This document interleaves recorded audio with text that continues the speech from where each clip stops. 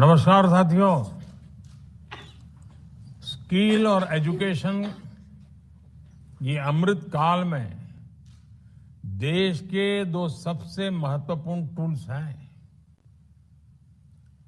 विकसित भारत के विजन को लेकर देश की अमृत यात्रा का नेतृत्व हमारे युवा ही कर रहे हैं। इसलिए अमृत काल के इस प्रथम बजट में युवाओं को और उनके भविष्य को सबसे ज्यादा अहमियत दी गई है। हमारा एजुकेशन सिस्टम प्रैक्टिकल हो, इंडस्ट्री ओरिएंटेड हो, ये बजट इसकी नींव मजबूत कर रहा है। वर्षों से हमारा एजुकेशन सेक्टर रिजिडिटी का शिकार रहा। हमने इसको बदलने का प्रयास किया है। हमने एजुकेशन और स्किलिंग को युवाओं के एप्टीट्यूड और आने वाले समय की डिमांड के हिसाब से रीओरिएंट किया।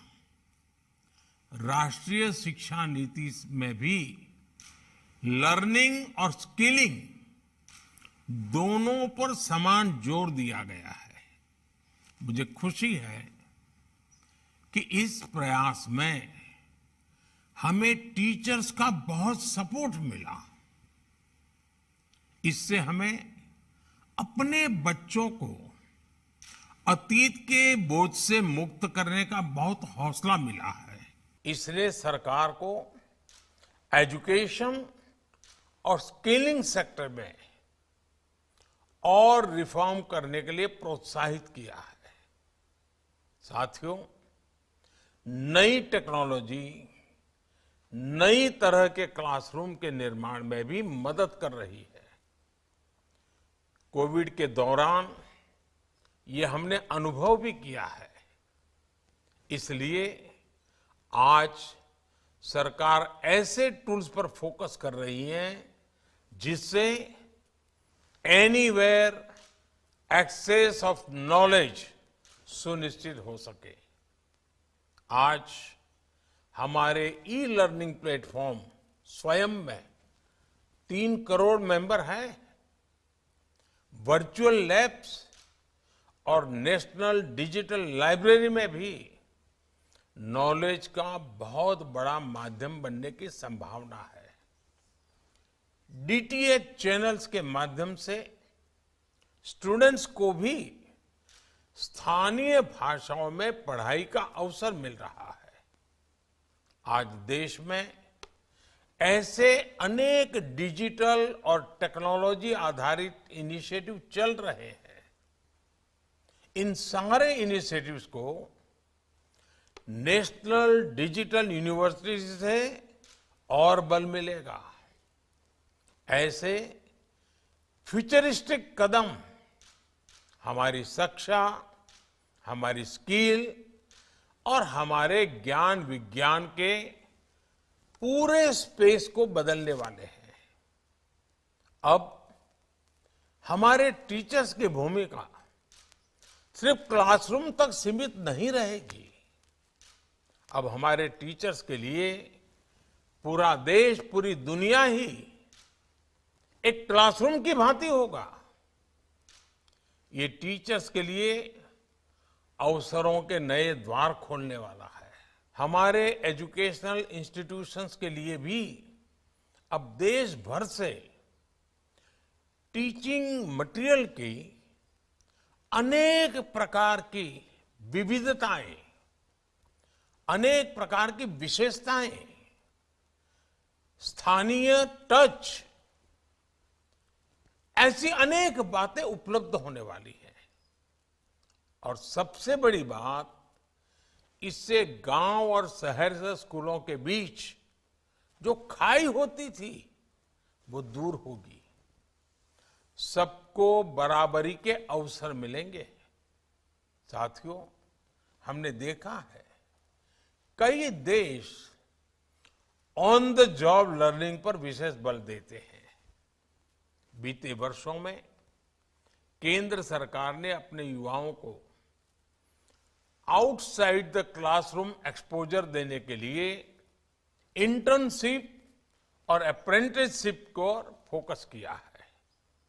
आज नेशनल इंटर्नशिप पोर्टल पर लगभग 75,000 एम्प्लॉयर्स हैं। ये इंटर्नशिप की लगभग 25 लाख रिक्वायरमेंट पोस्ट कर चुके हैं। इससे हमारे युवाओं और इंडस्ट्री दोनों को बहुत लाभ हो रहा है। मैं इंडस्ट्री और शिक्षा से जुड़े संस्थानों से आग्रह करूंगा कि इस पोर्टल का अधिक से अधिक उपयोग करें। देश में इंटर्नशिप के कल्चर का हमें और विस्तार करना है। साथियों, मेरा ये मानना है अप्रेंटिसशिप्स हमारे युवाओं को फ्यूचर रेडी बनाने में मदद करती है। हम भारत में अप्रेंटिसशिप्स को भी बढ़ावा दे रहे हैं। इसमें हमारी इंडस्ट्री को भी उचित स्किल से जुड़ी वर्कफोर्स की पहचान करने में भी आसानी होगी। इसलिए इस बजट में करीब 50 लाख युवाओं के लिए नेशनल अप्रेंटिसशिप प्रमोशन स्कीम के तहत स्टाइपेंड का प्रावधान किया गया है। यानी हम अप्रेंटिसशिप के लिए वातावरण भी बना रहे हैं और पेमेंट्स भी इंडस्ट्री को मदद दे रहे हैं। मुझे विश्वास है कि इंडस्ट्री इसका भरपूर लाभ उठाएगी। साथियों, आज भारत को दुनिया मैन्युफैक्चरिंग हब के रूप में देख रही है। इसलिए आज भारत में निवेश को लेकर दुनिया में उत्साह है। ऐसे में स्किल्ड वर्कफोर्स आज बहुत काम आती है। इसलिए इस बजट में स्किलिंग पर बीते वर्षों के फोकस को हमने आगे बढ़ाया है। प्रधानमंत्री कौशल विकास योजना 4.0 आने वाले वर्षों में लाखों युवाओं को स्किल, रीस्किल और अपस्किल करेगी। इस योजना से आदिवासियों, दिव्यांगों और महिलाओं की जरूरत के अनुसार टेलर मेड प्रोग्राम्स बनाए जा रहे हैं। साथ ही इसमें इंडस्ट्री 4.0 जैसे